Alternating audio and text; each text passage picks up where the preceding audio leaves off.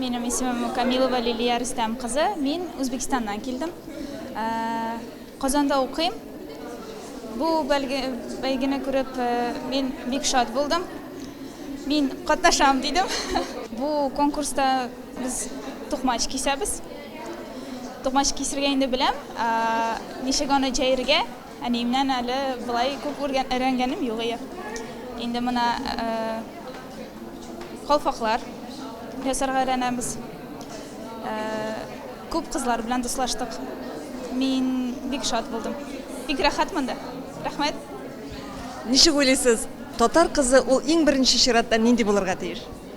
Tatar qizi ko'ngli ochiq, bolalarni yarata turgan, tarbiyalovni bila turgan. Men bekrakda bolalarni yaratam. Men Qozonda volontyor bo'lib ishlayman. Bolalar bilan og'ir bolalar bilan ko'pda bekrak ishlayman. Ularga qarasam men bek quvonam. Men shunday ko'ngli ochiq, bolalarga ko'ngli ochiq qizman.